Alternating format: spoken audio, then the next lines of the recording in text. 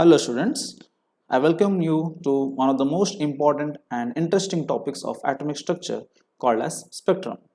Okay, yes. So the spectrum word is um, very common in the industry of communications.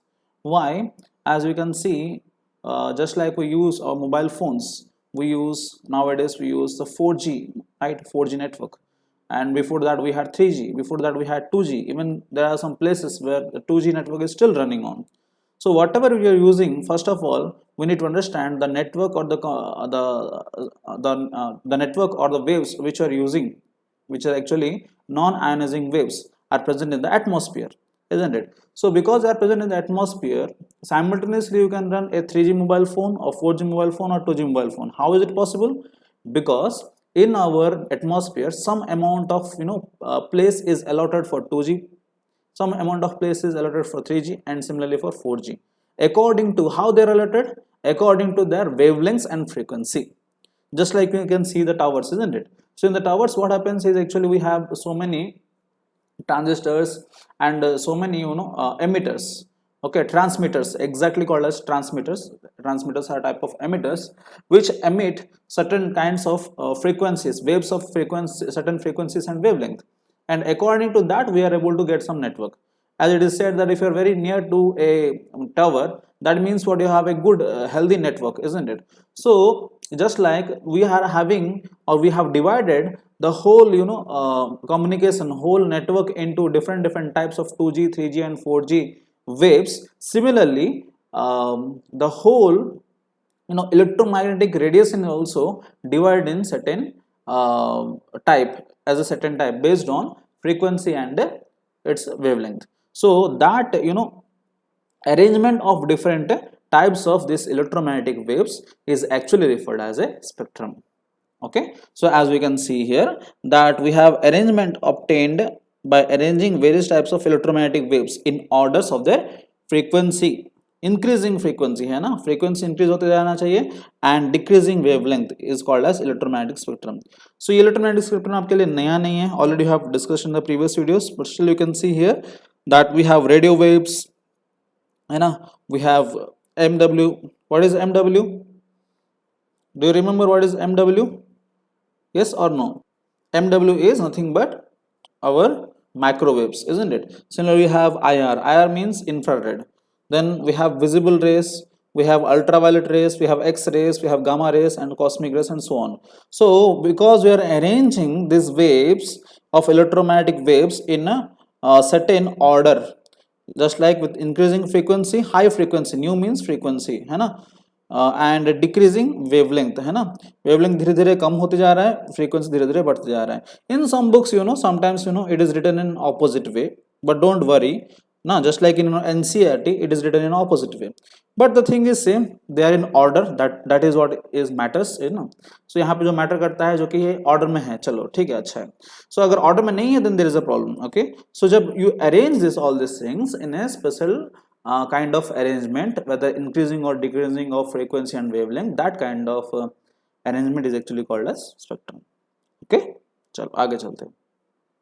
When a radiation is passed through a spectroscope or prism है ना, so क्या होता है, for the dispersion of the radiation, prism के through से क्यों पास करते हैं, क्योंकि वो रेडिएशन को क्या करता है, डिस्पर्स करता है. The pattern or photograph obtained on the screen photographic plate is called as spectrum of the given radiation. Obviously ना, आप किसी के अंदर किसी भी रेडिएशन के अंदर क्या क्या है उसका पार्ट्स को अगर आप डिस्पर्स करना चाहेंगे, डिस्पर्स करके कहाँ डालेंगे, एक फोटोग्राफिक प्लेट के ऊपर डालेंगे, तब जाके हमें दिखेगा ना, नहीं तो नहीं दिखेगा, है ना. तो एक स्क्रीन के ऊपर डालेंगे, जैसे मैं आपको एक एग्जांपल दिया था वो टीवी वाला, है ना. सो टीवी में क्या होता है, पीछे में पिक्चर रे ट्यूब होता है, जिसको हम लोग क्या बोलते हैं, एक्चुअली कैथोड रे ट्यूब बोलते हैं, which is also called as picture ray tube. वो क्या करता है, आपको डिस्पर्स करता है. वो डिस्पर्स करता है तो सामने क्या होता है, एक फोटोग्राफिक प्लेट रहता है, आपका फ्लोरोसेंट प्लेट रहता है, जिसको ZNS से बनाया जाता है, एंड वो क्या करता है, साइन करता है. जैसे वो पीछे से साइन करता है हम उसको आगे से देख सकते हैं, है ना. So this what happens in television, isn't it? तो वैसे ही हमारा जो ये डिस्पर्स करता है फोटोग्राफिक प्लेट के ऊपर, उसको हम लोग क्या बोलते हैं, स्पेक्ट्रोस्कोप या प्रिज्म. तो आपने बचपन में पढ़ा होगा, है ना, कि एक व्हाइट लाइट जब हम लोग पास करते हैं प्रिज्म के थ्रू से, देखिए यहाँ पे narrow beam of white light, हम जो एक प्रिज्म के थ्रू से पास कर रहे हैं तो क्या कर रहा है, उसका पार्ट्स को, उसका कंपोनेंट्स को क्या कर रहा है, डिस्पर्स कर रहा है ना, डिस्पर्स करके एक प्लेट के ऊपर उसको प्रोजेक्ट कर रहा है। जब वो प्लेट के ऊपर प्रोजेक्ट हो रहा है तो स्क्रीन जो आपको दिख रहा है, फोटोग्राफिक स्क्रीन, इसमें आपको अलग अलग कलर दिख रहा है, violet, indigo, blue, green, yellow, orange, red. So ये जो आपको डिस्पर्स होकर दिख रहा है ना, this is actually called as nothing but spectrum, है ना। तो स्पेक्ट्रम कैसे बने आपको पता है, हमने ऑलरेडी डिस्कस कर चुका है प्रीवियस वीडियो में। स्पेक्ट्रम में जो है रेड का क्या होता है, वेवलेंथ सबसे ज्यादा होता है, हाईएस्ट वेवलेंथ, लैम्डा ज्यादा है। वायलेट का क्या होता है, लैम्डा सबसे कम है। एंड आपको ये भी पता है lambda and frequency are inversely proportional. अगर लैम्डा कम होगा तो ऑब्वियसली न्यू जो है फ्रीक्वेंसी वो क्या हो जाएगा, ज्यादा हो जाएगा। क्योंकि ये कैसे पता चला कि इनवर्सली प्रोपोर्शनल है, आपको पता है C is equal to lambda by nu. C अगर कांस्टेंट मानेंगे तो क्या होगा, ये दोनों एक दूसरे को ऑपोजिट हैं, ठीक है। यस, सो सॉरी, यहाँ पे क्या हुआ, C is equal lambda into into nu होगा, सॉरी, ठीक है। तो यहाँ पे हम क्या कर सकते हैं, चलिए कहाँ से है, यहाँ से है ना formula, from the formula we have E is equal to H C by lambda, है ना। सो वो फॉर्मूला से हम लोग जब डिराइव करते हैं तो हमें ऐसे आएगा। So you can see here E is equal to H C by lambda, ऐसे लिखते हैं ना, ठीक है। तो यहाँ पे एच सी बाय लैम्डा ऐसे क्यों लिखें, क्योंकि एक्चुअली एनर्जी का फॉर्मूला क्या था, E is equal to H nu था, है ना। न्यू की जगह हमने क्या लिखा, सी बाय लैम्डा लिखा, न्यू की जगह में लिखा सी बाय लैम्डा, ठीक है। Nu is equal to C by lambda, या तो C is equal to lambda into nu, है ना, ये फॉर्मूला था हमारा। सो यहाँ से आपका इनवर्सली प्रोपोर्शनल हो रहा है ना, या अगर ये कांस्टेंट मानेंगे तो लैम्डा इज इक्वल टू क्या हो रहा है, सी बाय न्यू। अगर लैम्डा ज्यादा होगा तो न्यू क्या होना है, कम होना है ना, इनवर्सली प्रोपोर्शनल आपको पता है ये, जस्ट मैं थोड़ा रिमाइंड कर रहा था, ठीक है। इसके अंदर डीप में नहीं जाना है, हमें आगे जाना है, ठीक है। सो आगे चलते हैं,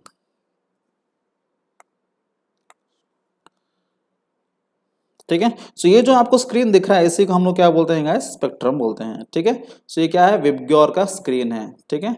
सो ये जो है स्पेक्ट्रम कितने प्रकार के वो हमें देखेंगे। आपको स्पेक्ट्रम समझ में आया, spectrum is nothing but the projection of the components of any light on a photographic plate is also is can be called as a spectrum, ठीक है। आगे चलते हैं, classification of spectrum. So coming to classification of spectrum we can see that spectrum can be divided into two parts, emission and absorption। है ना, आपको पता है ये जो कंपोनेंट हम देख रहे हैं पर्टिकुलरली लाइट वाला, है ना, स्पेशली लाइट वाला जो हम डिस्कस कर रहे हैं, विच इज इलेक्ट्रोमैग्नेटिक रेडिएशन, वो इधर एमिट हो सकता है या तो एब्जॉर्ब हो सकता है।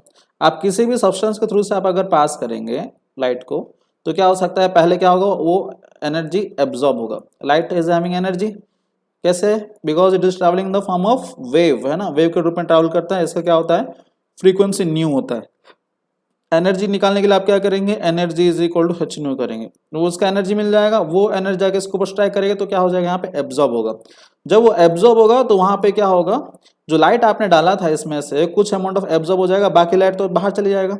तो बाहर जब चली जाएगा वो लाइट का आप अगर स्क्रीन में अरेंज करेंगे तो यहाँ पे क्या दिखेगा आपको, एब्जॉर्प्शन स्पेक्ट्रम दिखेगा, ठीक है। वैसे हो गया। उसके बाद कुछ देर के बाद ये जो लाइट को एब्जॉर्ब कर दिया था, आपको पता है किसी भी सब्सटेंस जब वो एनर्जी को एब्जॉर्ब कर लेता है, किसी भी सब्सटेंस जब एनर्जी को एब्जॉर्ब कर लेता है तो क्या होता है, उसका स्टेबिलिटी क्या होता है, if energy is absorbed stability decreases, stability क्या होता है, डिक्रीज हो जाता है। तो स्टेबिलिटी को फिर वापस पाने के लिए वो क्या करता है, फिर से एमिट करता है। जब एमिट करता है आप उसको फिर से एक स्क्रीन पे डालेंगे तो आपको क्या मिलेगा, एमिशन स्पेक्ट्रम मिलेगा, समझ रहे हैं। तो पहले क्या हो गया था, पहले एब्जॉर्ब किया था। आप मान लीजिए एग्जांपल दे रहा हूं, आप इसमें व्हाइट लाइट डाले, क्या डाले, व्हाइट लाइट डाले। व्हाइट में क्या क्या होता है गाइस, व्हाइट में क्या क्या होता है, Y V I B G Y O R, ये सब होता है ना, सारे कलर्स होते हैं ना व्हाइट लाइट के अंदर, है ना, 10th क्लास में पढ़े हैं, अभी भी मैं आपको बताया फ्रॉम दिस डायग्राम। देखिए V I B G Y O R, है ना, ये आपका टोटल 7 कलर, इवन आपको रेनबो में भी दिखाई देता है ना, रेनबो में। सो ये जो आपको दिख रहा है विबग्योर, विबग्योर में से मान लीजिए विबग्योर में से कौन कौन एब्जॉर्ब हो गया, मान लीजिए आपका वायलेट एब्जॉर्ब हो गया, ब्लू एब्जॉर्ब हो गया, ग्रीन एब्जॉर्ब हो गया, है ना। सो इसके अंदर आपका 3 कलर एब्जॉर्ब हो गया। मान लीजिए कुछ भी कलर एब्जॉर्ब हो सकता है, उसका मर्जी। ये सब्सटेंस जिसको लेना चाहता है वो उसको लेगा, ठीक है। तो ये जब एब्जॉर्ब कर लेता है मान लो, तो बाकी किसको एमिट करेगा वो? ये तीनों को एब्जॉर्ब कर लिया ना, बाकी किसको एमिट करेगा? एब्जॉर्प्शन स्पेक्ट्रम में आपको क्या देखना है? नाम एब्जॉर्प्शन है। आप यहां से क्या पता कर सकते हो? देखो इसमें क्या क्या होगा ना, इसमें अभी क्या होगा, हमारा ये 3 एब्जॉर्ब हो गए, तो इसमें आपको एब्जॉर्प्शन स्पेक्ट्रम में क्या क्या मिलेगा? आपको मिलेगा इंडिगो, ठीक है, येलो, ऑरेंज, रेड, ये मिलेगा। तो यहाँ से एब्जॉर्प्शन स्पेक्ट्रम में आपको जो जो दिखेगा कलर, इसका मतलब ये नहीं कि वो लोग एब्जॉर्ब हुए हैं, इसका मतलब कौन एब्जॉर्ब हो गए हैं? आपका जो बाकी मिसिंग है, कौन कौन मिसिंग है? वायलेट मिसिंग है, ब्लू मिसिंग है, ग्रीन मिसिंग है। ये जो 3 एब्जॉर्ब हो गया था यहाँ पे, वो वापस किस में आएगा? एमिशन स्पेक्ट्रम में आएगा, क्योंकि एब्जॉर्ब कर देते बाद में उसको छोड़ेगा, ठीक है। वायलेट, ब्लू एंड ग्रीन जो है बाद में आएगा, है ना। ये आपका क्या दिखाएगा? Emission spectrum. समझ में आया? एमिशन स्पेक्ट्रम में क्या दिखाएगा? जो पहले से एब्जॉर्ब हो गए थे, ठीक है, समझ में आ रहा है। एब्जॉर्प्शन स्पेक्ट्रम में क्या दिखेगा आपको? जो इसमें से कौन कौन एब्जॉर्ब नहीं हुआ है उसको दिखाएगा, आप कंफ्यूज मत होइएगा। बट इसको एब्जॉर्प्शन स्पेक्ट्रम क्यों बोल रहे हैं? इसलिए बोल रहे हैं क्योंकि ये कुछ लाइट एब्जॉर्ब करने के बाद जो लाइट बाहर आ रहा है ना, कुछ पार्ट को एब्जॉर्ब, आपने व्हाइट लाइट डाला था, व्हाइट लाइट डालने के बाद इसमें से जो जो एब्जॉर्ब हो गया है उसके बाद ये बाहर आ रहा है ना, ये स्पेक्ट्रम आपको दिख रहा है, कब आ रहा है? After getting absorbed, after getting some part of the light getting absorbed, ये बाहर आ रहा है, इसलिए उसको हम क्या बोलते हैं? एब्जॉर्प्शन बोलते हैं। बट ये एब्जॉर्प्शन स्पेक्ट्रम में आपको जो जो दिखेगा, इसका मतलब वो नहीं कि वो लोग एब्जॉर्ब हुए हैं, उसको छोड़ के बाकी जो कंपोनेंट्स आपको नहीं दिख रहे हैं वो लोग यहाँ पे एब्जॉर्ब हुए हैं। समझ गए? ठीक है। सो ये बात है। तो बाकी जो पहले एब्जॉर्ब हो गए थे V एंड BG, वो जो पहले एब्जॉर्ब हो गए थे वापस में क्या बाहर निकल जाएंगे, उसको हम लोग क्या बोलते हैं? Emission spectrum. ऐसे क्यों बोलते हैं एमिशन स्पेक्ट्रम? नाम कहां से पड़ रहा है? बिकॉज वो अभी एमिट हुए हैं, निकले हुए हैं। कहां से निकले हुए हैं? वो सब्सटेंस से निकले हुए हैं जो पहले इसको ले लिया था, रख लिया था पास में, ठीक है। क्लियर? सो ये होता है एमिशन, ये होता है एब्जॉर्प्शन, 2 प्रकार का स्पेक्ट्रम। तो इस एमिशन में कितने हैं? 3, continuous, line and band. Absorption में कितने हैं? 2 ही खाली, लाइन एंड बैंड, ठीक है। ये आप अगर समझ गए तो बाकी सारे आगे का समझना बहुत ही आसान है, ठीक है। सो आगे का डिस्कस कर लेते हैं, ठीक है। धीरे धीरे हम लोग डिटेल में सब डिस्कस करेंगे, डोंट वरी, ठीक है। आप समझने के लिए ट्राई कीजिए। यहाँ पे एमिशन स्पेक्ट्रम कौन दिखाता है गाइस? जो ऑलरेडी एब्जॉर्ब हो चुका था, हो चुका होगा, वो बाहर में बाद में आएगा, है ना। जो बाहर में, जब बाहर बाद में आएगा एमिट करके, है ना, उसको हम लोग क्या बोलते हैं? एमिशन स्पेक्ट्रम बोलते हैं, ठीक है। ठीक है गाइस, आगे चलते हैं। अभी आगे में क्या है हमारा? Continuous spectrum. कंटिन्यूस में आपको पता है ये दिखेगा, कंटिन्यूस में आपको ये दिखेगा, क्योंकि आप देखिए रेनबो कंटिन्यूस होता है कि नहीं होता है ना। तो वैसे यहाँ पर भी आपको देख सकते हैं सारे के सारे कलर कंटिन्यूस है, बीच में कहीं गैप नहीं है। यहाँ पे जो गैप आपको दिख रहा है, एक्चुअली ये कलर मिल गया है ना, ब्लू एंड ग्रीन मिल गया, तो इसलिए आपको ऐसे दिख रहा है। ग्रीन एंड येलो मिल गया तो ये वाला कलर बना है, येलो एंड ऑरेंज मिला तो ये वाला कलर बना, लेकिन ये सबके सब आपका क्या है? कंटिन्यूस है, मिल जाता है ना बीच में, ठीक है। नेक्स्ट क्या है गाइस? Line spectrum. तो लाइन स्पेक्ट्रम किसको बोलते हैं? देखिए पहले ये इसका डेफिनेशन समझ जाइए एमिशन स्पेक्ट्रम का। When the radiation emitted from incandescent source, what is the meaning of incandescent source?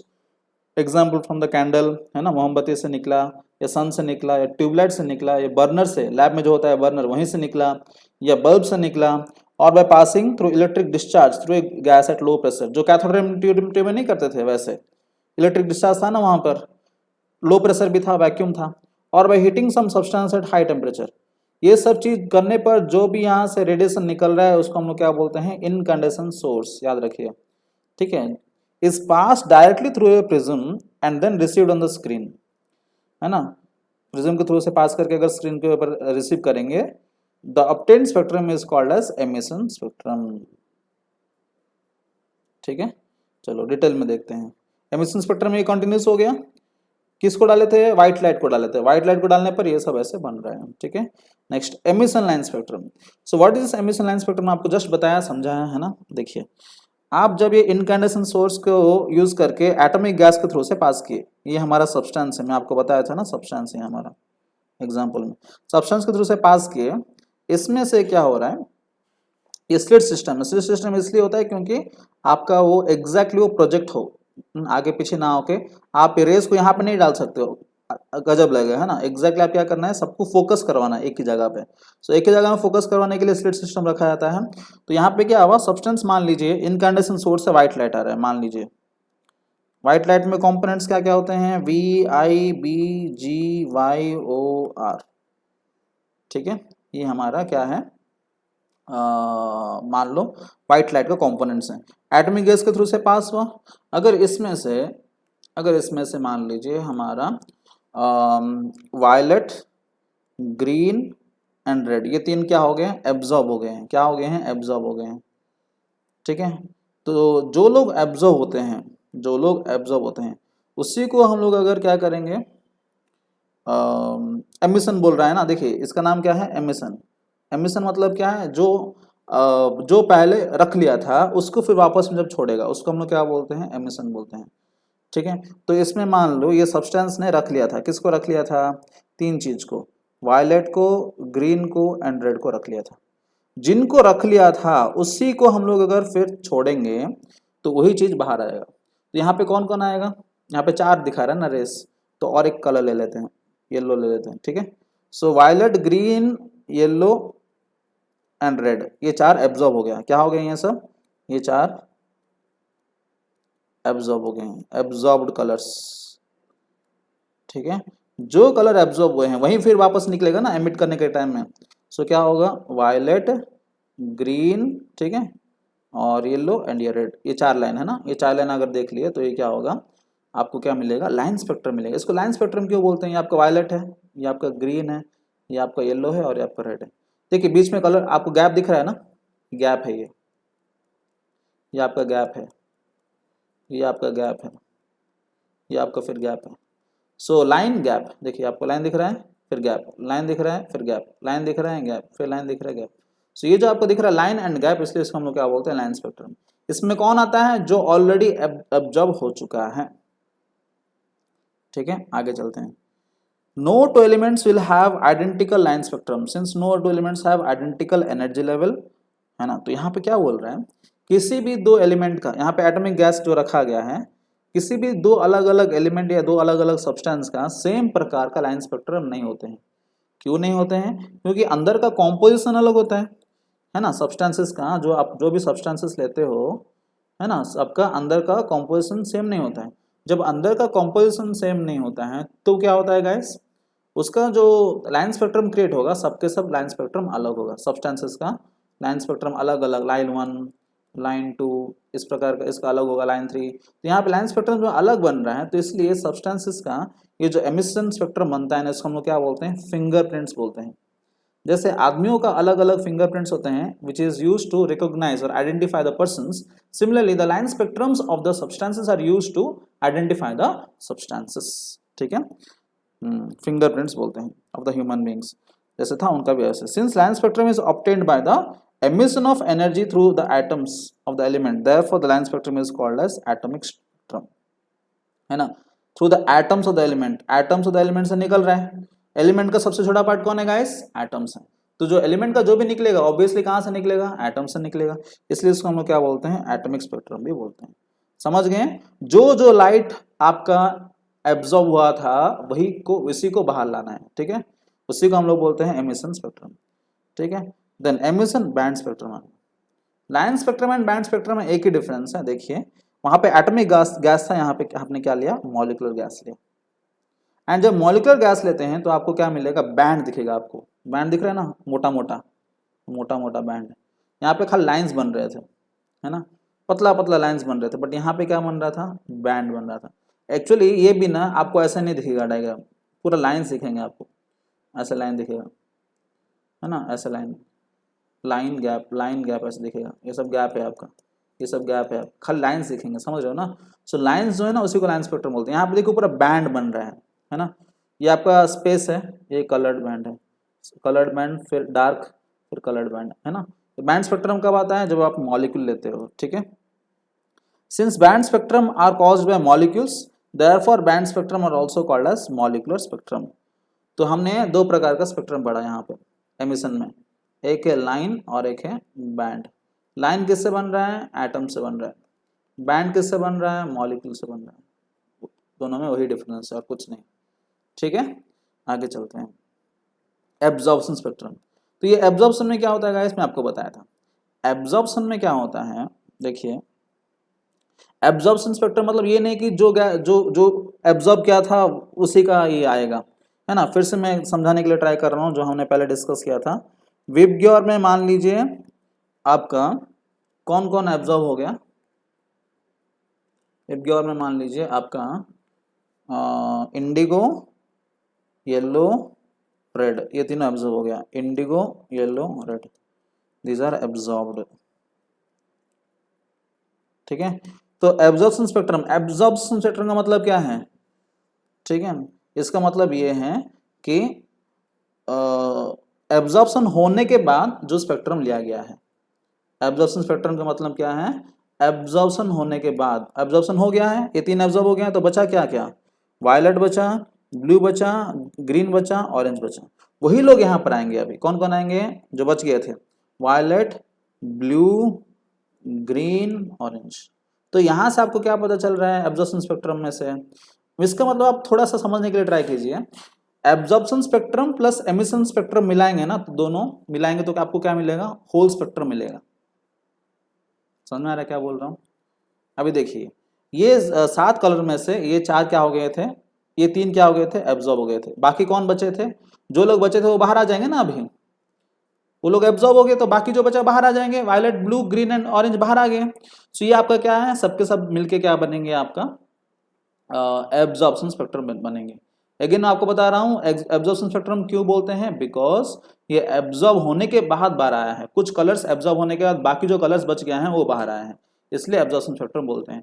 अब ये जो एब्जॉर्ब किया था फिर वापस में अगर दूसरा तरफ देखेंगे तो इसका क्या बनेगा, इसका स्क्रीन भी रखेंगे तो क्या होगा, यहाँ पे सब बाहर आ जाएंगे, इंडिगो, येलो एंड रेड। तो Indigo and yellow and red जो बाहर आ जाएगा इसी को हम लोग क्या बोलते हैं, एमिशन स्पेक्ट्रम बोलते हैं। क्या बोलते हैं इसको, एमिशन स्पेक्ट्रम। क्यों, जो एब्जॉर्ब किया था फिर वापस में क्या कर दिया, एमिट कर दिया, इसलिए इसको क्या बोलते हैं, एमिशन स्पेक्ट्रम। आप देखिए emission spectrum and absorption spectrum अगर मिलाएंगे तो आपको ओरिजिनल पूरा फुल स्पेक्ट्रम आ जाएगा ना, कंटिन्यूस स्पेक्ट्रम आएगा कि नहीं आएगा, आएगा। दोनों मिला दीजिए तो क्या बन जाएगा, फिर से VIBGYOR दोनों को मिला देंगे आपको क्या मिल जाएगा गाइस, कंटिन्यूस स्पेक्ट्रम मिल जाएगा। समझ रहे हैं ना। ऐसे आप सुने होंगे कॉम्प्लीमेंट्री करके, एक वर्ड है कॉम्प्लीमेंट्री, है ना। सो मान लीजिए अगर मैं एब्जॉर्प्शन स्पेक्ट्रम की बात बोल रहा हूं then I can say absorption spectrum is the complementary of emission spectrum, है ना, या emission spectrum is the complementary of absorption spectrum. Complementary मतलब टोटल में से अगर एक पार्ट को हटा जाए तो दूसरा पार्ट जो बचता है उसको हम लोग क्या बोलते हैं, कॉम्प्लीमेंट्री, है ना। 90 डिग्रीज का जो अगर फुल एंगल है, अगर 40 डिग्री से उसमें से निकाला जाएगा तो 40 का कॉम्प्लीमेंट्री कितना होगा, 90 माइनस 40 विच इज 50, मैथमेटिक्स में पढ़े होंगे आप। तो दिस कॉल्ड एज कॉम्प्लीमेंट्री, है ना। तो emission is complementary of absorption and vice versa, and दोनों को मिला जाएगा तो आपको क्या मिलेगा, कंटीन्यूअस स्पेक्ट्रम मिलेगा। समझ गए, यस। सो आपको ये भी पता है कि लाइन स्पेक्ट्रम कब बनता है, बैंड स्पेक्ट्रम बनता है। Line spectrum is made by white light is pass through atomic gas, तब क्या बनेगा, लाइन स्पेक्ट्रम बनेगा। बैंड स्पेक्ट्रम कब बनेगा, ये white light is pass through molecular gas, that is the difference. Atomic gas के थ्रू से पास करने पर लाइन स्पेक्ट्रम बनता है, इसलिए उसको हम लोग क्या बोलते हैं, एटॉमिक स्पेक्ट्रम भी बोलते हैं। लाइन स्पेक्ट्रम का दूसरा नाम क्या है guys, atomic spectrum. Band spectrum का दूसरा नाम क्या है गाइस, मॉलिक्यूलर स्पेक्ट्रम। क्लियर ना, स्पेक्ट्रम आपका क्लियर, ठीक है, यस। दो तीन बार देख लीजिए, कॉम्प्लीमेंट्री वाला वर्ड समझ गए तो काम खत्म, ठीक है, यस। नेक्स्ट चलते हैं, बहुत ही इंपॉर्टेंट है हमारे एंट्रेंस के लिए, हाइड्रोजन लाइन स्पेक्ट्रम और हाइड्रोजन स्पेक्ट्रम।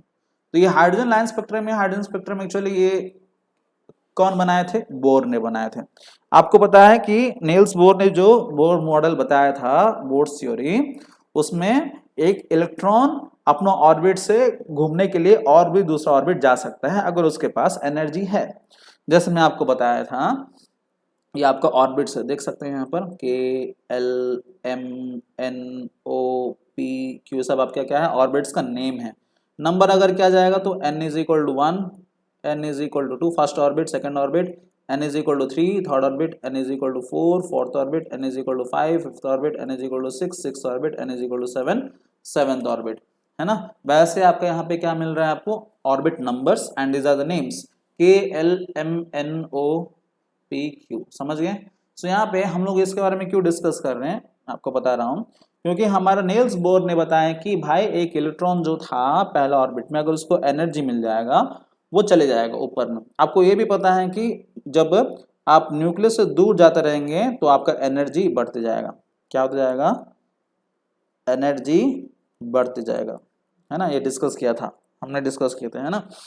सो मैं आपको ये भी डिस्कस किया था, in terms of electron volts आप एनर्जी निकाल सकते हैं। कैसे निकालेंगे? n is equal to 1 in terms of electron volt निकालना चाहेंगे तो क्या होगा guys? -13.6 into Z square by N square को फॉर्मूला लगाएंगे in terms of electron volt. उसके हिसाब से इसका वैल्यू कितना हो जाएगा? जेड का वैल्यू कितना है हाइड्रोजन का? 1। एन का वैल्यू कितना पुट करेंगे आप? 1 ही पुट करेंगे। जब पुट कर देंगे तो आपको कितना आ जाएगा? -13.6 इलेक्ट्रॉन वोल्ट का एनर्जी आ जाएगा। कहाँ पर? फर्स्ट ऑर्बिट पर आ जाएगा, ठीक है। वैसे सेकेंड ऑर्बिट पर कितना आएगा गाइस? पुट कर दीजिए, n इज इक्वल टू 2, है ना। -13.6 into 1 square by 2 square, n is equal to 2 है ना, इसलिए 2 स्क्वायर, तो कितना आ जाएगा? 3.4 -3.4। ऐसा पुट करते जाएंगे तो आपको वैल्यूज आते रहेगा। इन दोनों के बीच में डिफरेंस देखिए ज़्यादा आएगा ना। -13.6 से -3.4 के बीच में डिस्टेंस कितना है? 10.2 इलेक्ट्रॉन वोल्ट का एनर्जी डिफरेंस है। कितना माइनस करेंगे तो 10.2 आएगा। वैसे इन दोनों के बीच में आप अगर माइनस करेंगे तो आपको आएगा 1.89 इलेक्ट्रॉन वोल्ट। आप सॉल्व करके देख सकते हो, ठीक है। कैसे देखेंगे? n इज इक्वल टू 3 डाला है ना, -3.6 into Z square 1/3 square put करेंगे 13.6/9, है ना। 13.6/9 जब करेंगे तो आपको कितना आ जाएगा? अराउंड 9 है ना, 13.6/9 करना है, 1.5 अराउंड आ जाएगा, ठीक है। सो इसका कितना आ जाएगा? 1.5। तो दोनों के बीच में -1.5 एंड आपका ये कौन है? -3.4। डिफरेंस कितना आएगा? 1.89 इलेक्ट्रॉन वोल्ट, अराउंड 1.9 आ जाएगा, ठीक है। सो देखिए डिफरेंस कम हो रहा है कि नहीं? यहाँ पे डिफरेंस कितना था? 10.2। यहाँ पे डिफरेंस कितना है? 1.89। वैसे धीरे धीरे क्या होता रहेगा? डिफरेंस कम होता जाएगा। आप ऐसे मत सोचिए कि इन दोनों के बीच में जितना डिफरेंस है इन दोनों के बीच में उतना ही डिफरेंस होगा, है ना।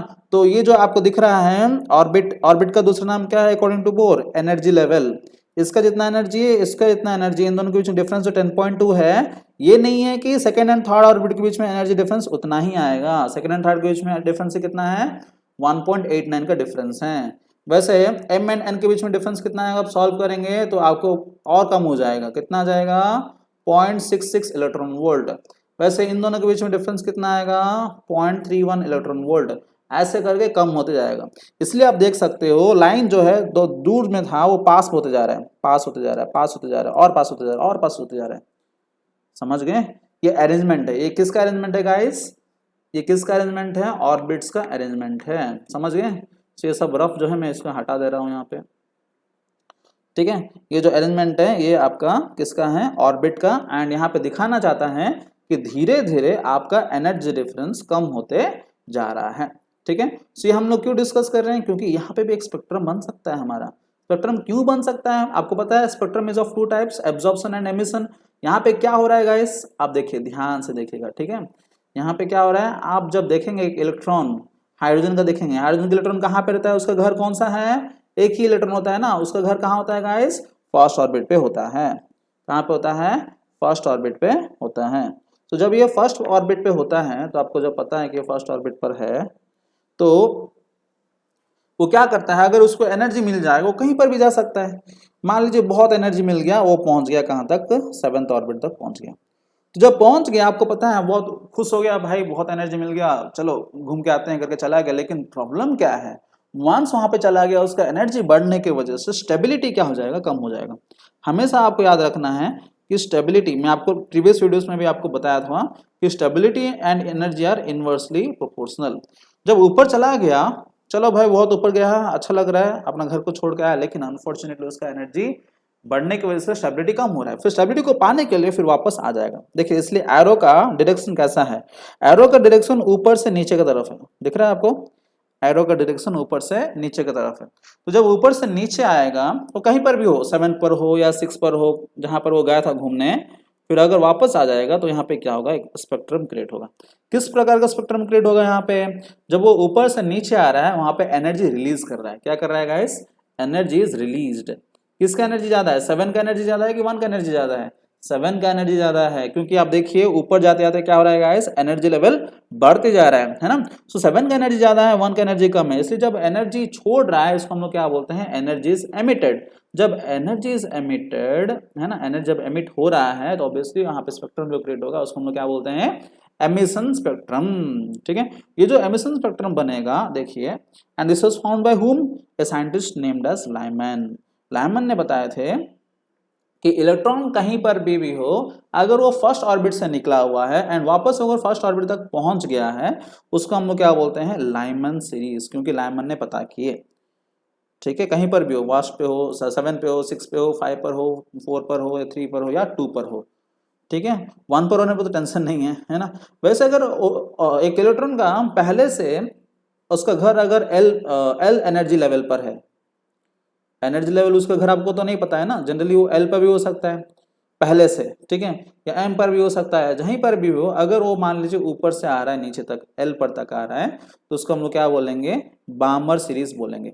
ये रीजन देखिए, ये रीजन का मतलब क्या है, अल्ट्रावायलेट रीजन, विजिबल रीजन, इसका मतलब ये है कि जब ऊपर से नीचे तक आएगा, यहाँ पर जब आएगा कैसे आएगा, in the form of wave के रूप में आएगा। कैसे आएगा, in the form of wave. Energy ना, एनर्जी कैसे आता है, हाँ, तो बात ये कैसा बोलेंगे सर, ये इसका वेव नेचर भी है क्या, हम लोग आगे चल के डिस्कस करेंगे। बट एनर्जी जब एमिट होता है, इलेक्ट्रॉन तो आ ही जाता है, जब एनर्जी जब एमिट होता है किसके रूप में होता है, वेव के रूप में होता है। वेव का क्या होता है, फ्रीक्वेंसी न्यू, एंड वेव का हम लोग एनर्जी निकाल सकते हैं, इज इक्वल टू न्यू, है ना। तो वेव के रूप में जब बाहर आता है तो क्या होता है, उसका एक न्यू जब आ गया फ्रीक्वेंसी, उसको हम लोग क्या करेंगे, जब अरेंज करेंगे किस में, हमारे स्पेक्ट्रम में, है ना। स्पेक्ट्रम अलग अलग पार्ट है, यूवी रीजन है ना, विजिबल रीजन है जो कि हमें दिखता है ना, and which you are very proud of that, है ना, and we are having infrared region, है ना, ऐसे बहुत सारे रीजन्स हैं। वो रीजन्स में से इसका कौन सा आएगा फ्रीक्वेंसी, अल्ट्रावायलेट रीजन में आएगा, जब इलेक्ट्रॉन कहीं पर भी हो, आपका फर्स्ट ऑर्बिट जब आ रहा है। वैसे इलेक्ट्रॉन कहीं पर भी जब सेकंड ऑर्बिट पे आ रहा है, इसको हम लोग क्या बोलते हैं, विजिबल रीजन में आएगा, एंड इसका सीरीज का नाम है बामर सीरीज। वैसे कहीं पर भी अगर थर्ड पे आया तो पास्टन सीरीज, या उसका रीजन कौन सा है, infrared reason. Next Brackett series, है ना, देन उसका रीजन क्या है, इंफ्रारेड रीजन, है ना। देन यहाँ पे देखिए, हाँ, तो यहाँ पे क्या होता है ना, इंफ्रारेड में देखिए, आप देखोगे पहले वाला खाली अल्ट्रावायलेट, दूसरा वाला विजिबल, बाकी सबके सब इंफ्रारेड है। ये भी इंफ्रारेड है, ये भी इंफ्रारेड है, ये भी इंफ्रारेड है, खाली नाम चेंज होते जा रहा है। Lyman, Balmer, Paschen, Brackett, Pfund and Humphrey. क्या क्या है, Lyman, Balmer, Paschen, Brackett, Pfund and Humphrey. ये आप सब आपका क्या है, नेम्स है। नेम्स किसके पीछे नाम दिया गया है, according to the scientist who has discovered that. ठीक है, ये आपका नेम्स है। एंड यहाँ पे और एक चीज आपको जो याद रखना है कि यहाँ पे देखिए, एक को छोड़ के, एक तो आपका क्या हो गया, एक आपका क्या हो गया, अल्ट्रावायलेट, है ना, और दूसरा क्या हो गया, विजिबल, देन इंफ्रारेड, बाकी सब आपका इंफ्रारेड ही है। सबसे लास्ट वाला फार इंफ्रारेड, मतलब दूर में है। ठीक है, तो ये आपका स्पेक्ट्रम है। ये स्पेक्ट्रम्स के बहुत सारे चीज हमें सॉल्व वगैरह करना है, हमारा क्वेश्चंस बहुत इंपॉर्टेंट है, एंट्रेंस में आता है ना। थोड़ा आगे चल के और डिस्कस कर लेते हैं। ये आपको समझ में आ गया, इलेक्ट्रॉन जब अपना ऑर्बिट में रहता है उसको आप एक्साइट करेंगे, इसको टेक्निकली हम लोग क्या बोलते हैं, एक्साइट करना। एक्साइट करना जानते हो ना, किसी को बोलोगे अरे चलो यार वहां पे चलते हैं ना घूमने, बहुत अच्छा जगह है ना, आज नहीं जाएंगे तो फिर बाद में मिस हो जाएगा, बाद में टाइम नहीं मिलेगा, आप क्या कर रहे हो, एक दूसरे को एक्साइट कर रहे हो। जब ऐसे एक्साइट करते हो, वैसे इलेक्ट्रॉन जब एक्साइट हो जाता है तो थोड़ा घूमने के लिए जाता है, कहाँ जाता है, ऊपर ऑर्बिट्स में जाता है। जब ऊपर ऑर्बिट्स में आता है तो क्या होता है गाइस, उसका एनर्जी ज्यादा हो जाता है, फिर वापस नीचे आ जाता है, क्योंकि वहां पर उसका स्टेबिलिटी कम हो जाता है। जब वो नीचे आता है क्या होता है, जो एनर्जी वो एब्जॉर्ब किया था पहले से, वापस उसको रिलीज करता है।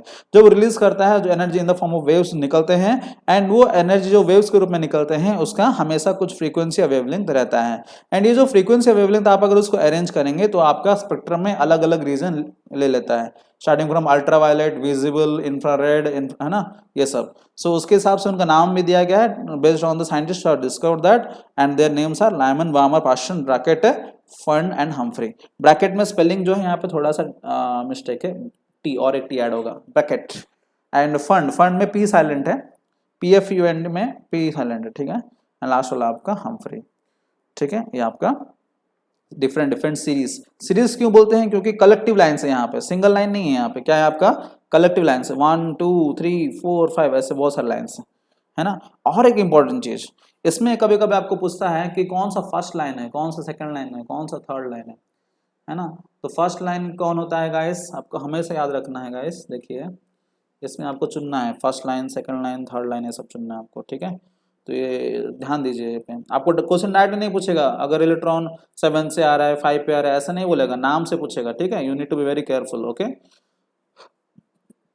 यस, तो आपको क्या बता रहा था कि लाइंस का नेम, ठीक है। देखिए ये आपका लाइमन सीरीज में बोलेगा, लाइमन सीरीज में सबसे पहला लाइन, लाइमन सीरीज में सबसे पहला लाइन, लाइमन सीरीज में सबसे पहला लाइन कौन होता है? हमेशा फर्स्ट लाइन जो होता है ना, हमेशा फर्स्ट लाइन कौन होता है? First line is that line which is having maximum wavelength and minimum frequency, minimum frequency and maximum wavelength. ध्यान दीजिए यहाँ पे, फ्रीक्वेंसी न्यू क्या है? मिनिमम है। अगर न्यू मिनिमम है तो एनर्जी क्या हो जाएगा गाइस? एनर्जी क्या होगा? Energy is equal H new ना। अगर न्यू मिनिमम है तो एनर्जी भी क्या होगा? कम हो जाएगा ना, है ना। तो ऐसा लाइन चुनना है फर्स्ट लाइन जिसका एनर्जी सबसे कम हो, ठीक है। एंड लास्ट लाइन कौन होगा? ऑपोजिट। लास्ट लाइन में क्या होगा? लैम्डा जो है वो मिनिमम होगा एंड न्यू जो है वो मैक्सिमम होगा। अगर न्यू मैक्सिमम हो गया, फ्रीक्वेंसी मैक्सिमम हो गया, एनर्जी का फॉर्मूला क्या है? H new. अगर ये मैक्सिमम होगा तो एनर्जी भी मैक्सिमम। तो लास्ट लाइन कौन होगा? जिसमें सबसे ज्यादा एनर्जी होगा। तो यहाँ पे देखिए लाइमन सीरीज में सबसे कम एनर्जी वाला लाइन कौन सा है? सबसे कम एनर्जी वाला लाइन सेकेंड से 1 से 1 तक आने वाला की, या 7 से 1 तक आने वाला? कौन सा सबसे कम वाला है? सबसे कम वाला है सेकंड से 1 तक आने का, क्योंकि इस 1 से सेकंड मतलब ज़्यादा दूर नहीं गया ना, ज़्यादा दूर नहीं गया मतलब ज़्यादा एनर्जी भी नहीं होगा। अगर मान लीजिए इसका 10 जूल्स है, इसका कितना होगा? मान लीजिए थोड़ा ज़्यादा होगा, मान लीजिए 25 जूल है, एंड 7 वाला का मान लीजिए 100 जूल है। एनर्जी बढ़ते जा रहा है ना, धीरे धीरे एनर्जी बढ़ते जा रहा है ना। सो इन दोनों के बीच में डिफरेंस कितना है? 25 माइनस 10 का डिफरेंस कितना है? 15 है ना। वैसे 100, अगर 7 से एक इलेक्ट्रॉन आएगा 10 तक, 100 में से 10 निकाल दीजिए, कितना एनर्जी का डिफरेंस है? 90 का डिफरेंस है। तो सेकेंड से अगर 1 तक आ रहा है तो उसका energy difference is only 15 which is less compare to 90 ना। इसलिए सबसे कम कौन सा होता है गाइस? पड़ोस वाला होता है।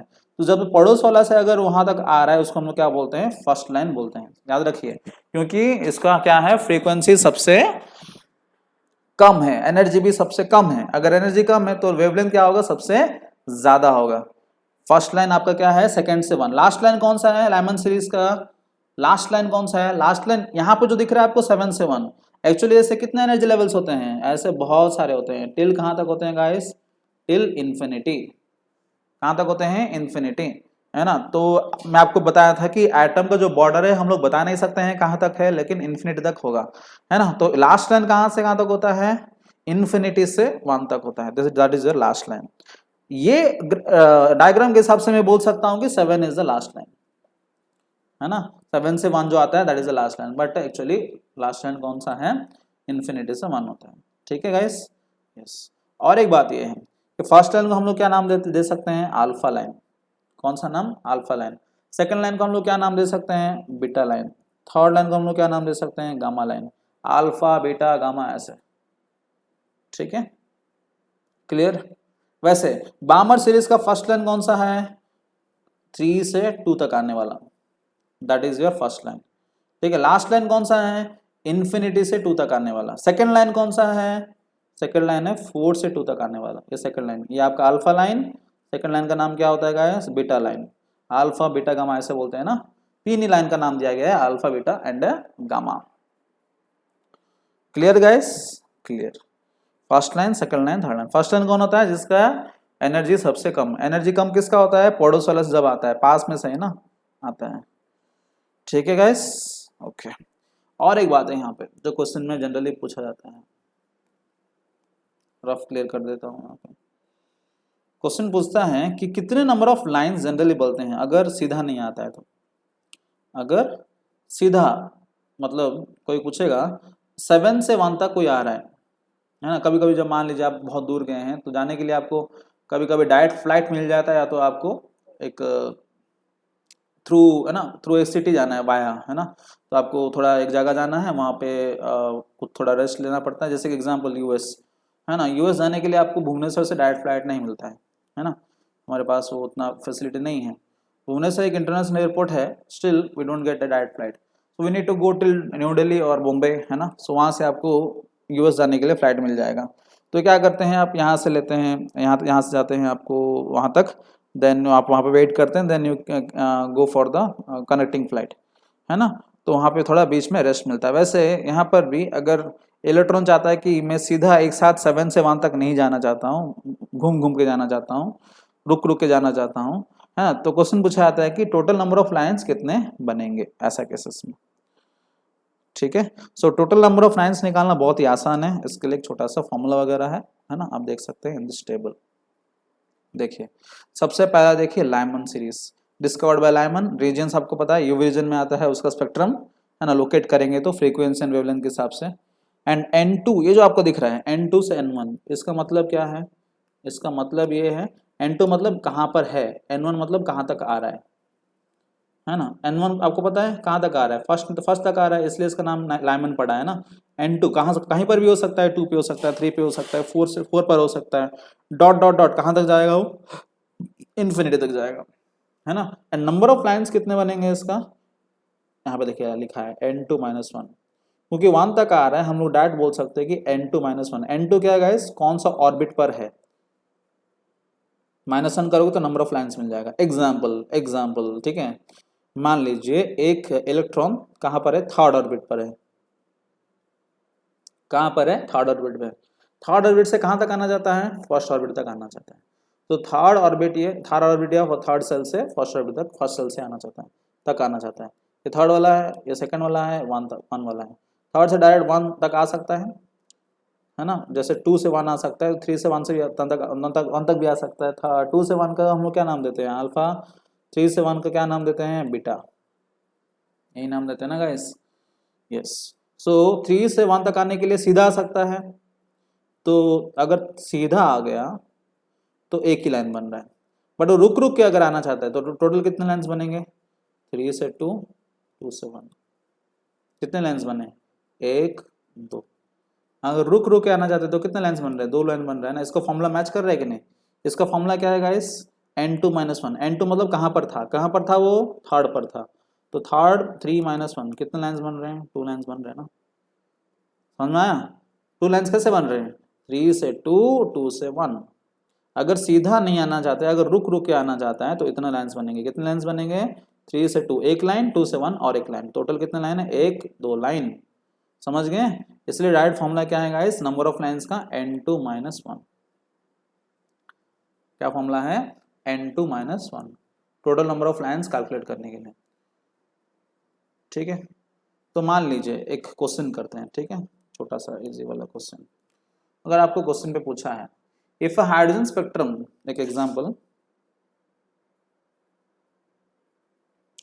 क्वेश्चन करते करते आपको सब कुछ क्लियर हो जाएगा। Example, in a hydrogen spectrum if electron moves from 7 to 1 orbit,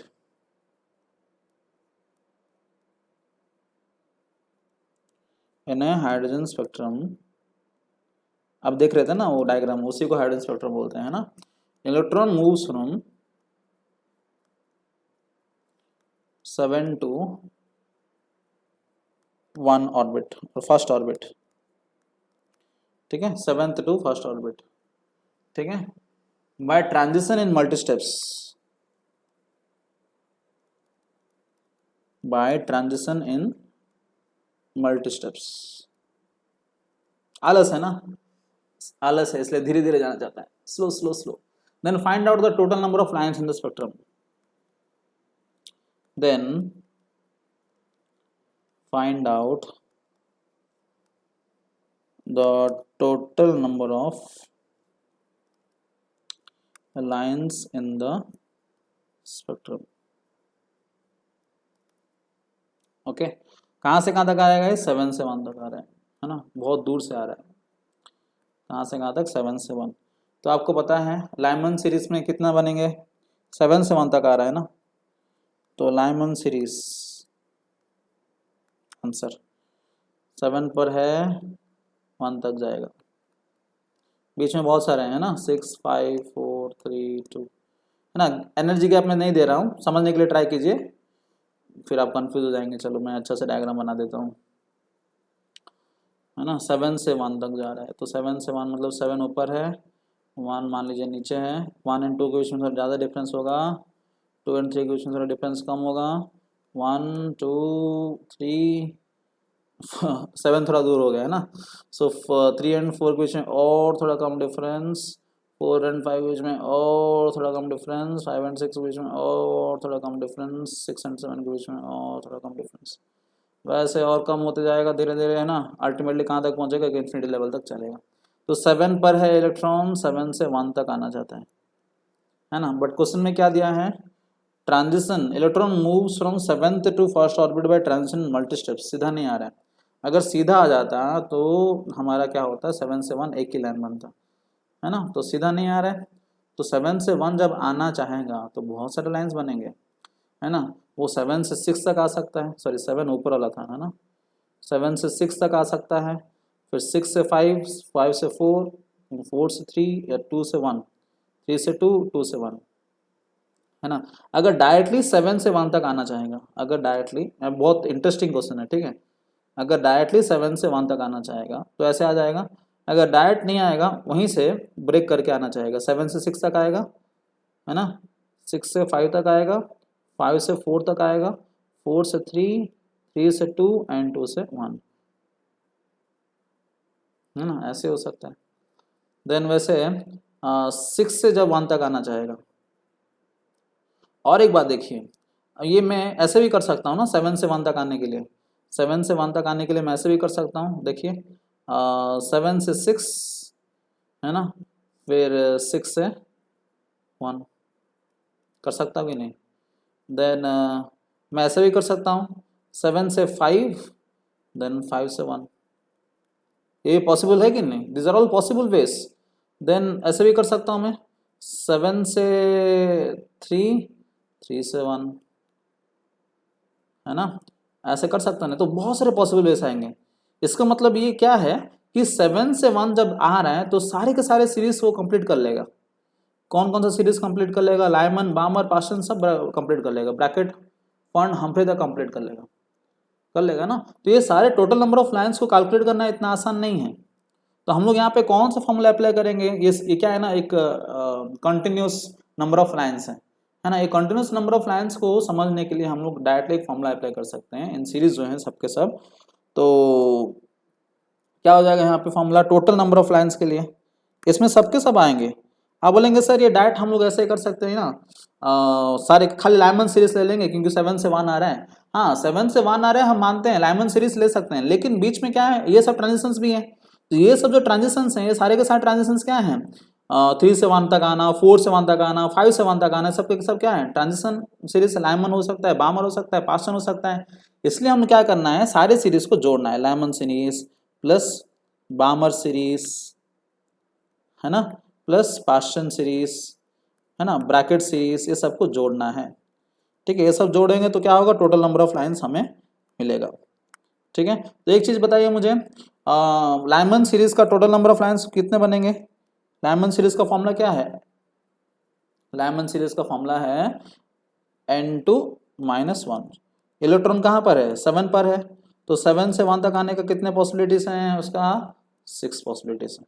and इसमें आपको पता है बामर सीरीज से पीछे बन सकता है।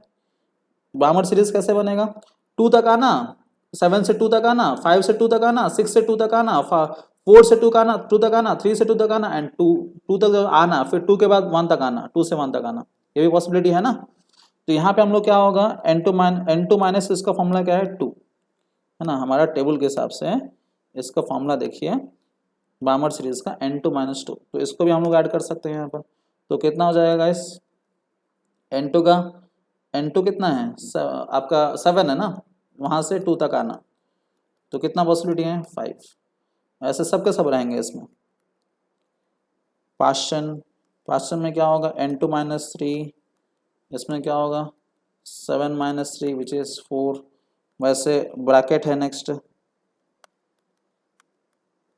n2 माइनस 4, इसको हम लोग क्या ले सकते हैं 7 minus 4 is equal to 3। Pfund इसका भी ले सकते हैं n2 minus 5 7 minus 5 is equal to 2।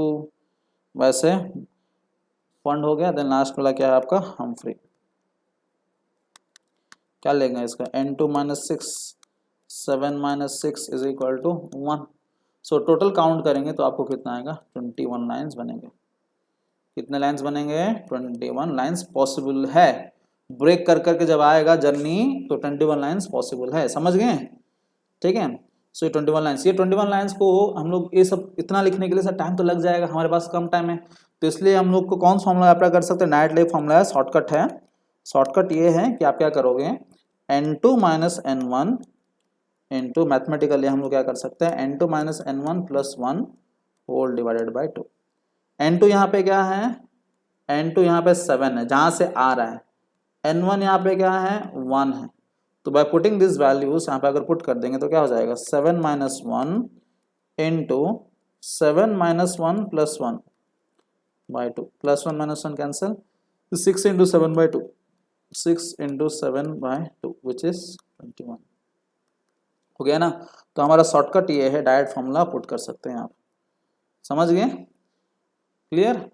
ठीक है। ये आपको पता चला कि लाइमन बामर पास्टन इतने सारे लाइंस कैसे बन रहे हैं। आप बोलेंगे सर 7 से 1 तक ही आ रहा है, ये हम लोग डायरेक्ट ले सकते हैं। देखो भाई अगर डायरेक्ट ले ले तो अच्छा होता है, लेकिन ये क्या ना बीच बीच में रुक रहा है, रुक रुक के आ रहा है ना।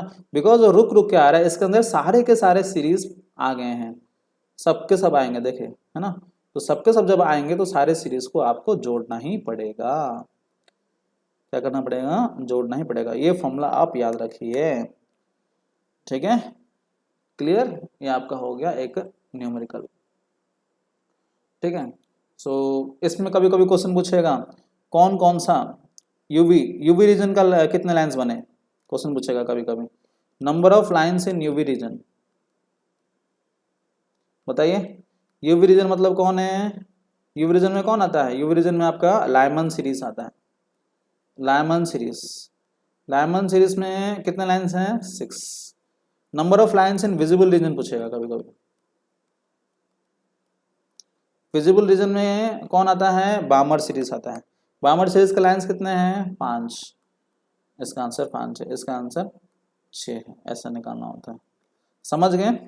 ये अगर आपको समझ में नहीं आया, एक छोटा सा एग्जाम्पल आपको बताता हूँ, ठीक है। 7 से आया ना, बहुत दूर से आया ना, आप थोड़ा शायद कंफ्यूज हो गए होंगे।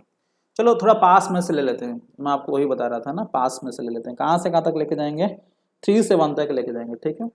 3 2 1 ऐसे मान लीजिए, 1 2 एंड ये 3 है।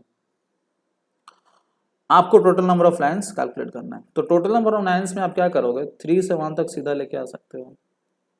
या तो दूसरा पॉसिबिलिटी क्या है 3 से 2 फिर 2 से 1, है ना। तो इसमें आप मुझे बताइए कौन कौन सा सीरीज है, इसके अंदर कौन कौन सा सीरीज है। आप कहाँ से कहाँ तक लेके आ रहे हो? 3 से 1 तक लेके आ रहे हो। अगर पिछला क्वेश्चन आपको समझ में नहीं आया तो ये क्वेश्चन समझने के लिए ट्राई कीजिए, इसमें सबको समझ में आ जाता है, ठीक है। तो 3 से 1 तक आ रहे हो, आप बोलोगे सर इसमें खाली आपका लाइमन सीरीज ही होना चाहिए। ऐसा है क्या? 1 तक आ रहा है कि खाली मैं लाइमन सीरीज लूं? इसमें लाइमन सीरीज वाला 2 लाइन है, देखो 2 से 1 तक आने वाला, 3 से 1 तक आने वाला, और एक लाइन किसका है? बामर सीरीज का भी है ना। 3 से 2 ये जो है बामर सीरीज का नहीं है, ये आपका बामर का है, बी का है, एंड ये दोनों लाइमन का है, ये लाइमन ये भी लाइमन है कि नहीं। 1 तक आ रहा है ना। तो टोटल नंबर ऑफ लाइन्स कितने हो जाएंगे इसका? लाइमन सीरीज का लाइन्स कितने हैं गाइस? 2 है ना। कैसे पता करोगे आप? Direct formula n2 minus 1, n2 यहाँ पे कितना है 3 से आ रहा है ना, 3 पे था इलेक्ट्रॉन, 3 माइनस 1 आपका 2। वैसे बामर सीरीज भी टच कर रहा है। बामर सीरीज का नंबर ऑफ लाइन्स कैसे कैलकुलेट करते हैं? n2 माइनस 2, ये फॉर्मूला है टेबल से, n2 माइनस 2 बामर सीरीज, पास्टन का n2 माइनस 3 है ना, ये सब फॉर्मूला है इसका नंबर ऑफ लाइन्स उसी सीरीज में निकालने के लिए। n2 माइनस 2, n2 कौन है गाइस 3 माइनस 2 कितना है 1, इसमें एक line. Total number of lines कितने हो गए? 3 नहीं हो गए? दिख रहा है 3 लाइन। 3 से 1 तक आने के लिए 3 पॉसिबिलिटी है, डायरेक्ट आ सकता है या ब्रेक करके आ सकता है। टोटल नंबर ऑफ लाइन्स कितने हो गए? 3 लाइन्स हो गए, दिख रहा है ना, 2 + 1 है ना। तो आप आंख बंद करके फॉर्मूला पुट कर सकते हैं। कौन सा फॉर्मूला पुट कर सकते हैं? n2 - n1 into n2 - n1 + 1 by 2। यहाँ पे n2 कौन है गाइस? जहां से आ रहा है, कहां से आ रहा है? 3 से आ रहा है। n1 क्या है गाइस? कहां तक जा रहा है? कहां तक जा रहा है? 1 तक जा रहा है। तो क्या होगा? 3 - 1 इंटू 3 - 1 + 1 बाय 2, ये दोनों cancel, 2 into 3 by 2 direct formula है ना। सो 2 2 कैंसिल, आपका बचा क्या? 3 आ गया ना। 3 डायरेक्ट फॉर्मूला पुट कर सकते हैं, टाइम बचाएगा आपको। Clear guys? कितना आसान है ना। यस, तो ऐसे करके आपको निकालना है। तो कभी कभी आपको इसमें पूछेगा कौन सा लाइन का हाईएस्ट वेवलेंथ है। हाईएस्ट वेवलेंथ किसका होता है? जिसका एनर्जी सबसे कम होता है। कौन है वो? First line. फर्स्ट लाइन का क्या होता है गाइस? लाइमन सीरीज का फर्स्ट लाइन, इसका क्या है? आपका वेवलेंथ सबसे ज्यादा है, लैम्डा मैक्स। एनर्जी क्या है? कम। फ्रीक्वेंसी क्या है? कम। क्लियर? ऐसा क्वेश्चन आते हैं। ये आपका हाइड्रोजन लाइन स्पेक्ट्रम बहुत ही इंपॉर्टेंट है एंट्रेंस के लिए। Hope you understood. If you have did not understand anything, you can ask me through WhatsApp or you can clear me through phone. Okay? और एक पहला चीज आपको और एक बार वीडियो देख लेना चाहिए. Okay? Still, if you are not able to understand, you can contact me. Okay? Thank you very much for attentive hearing.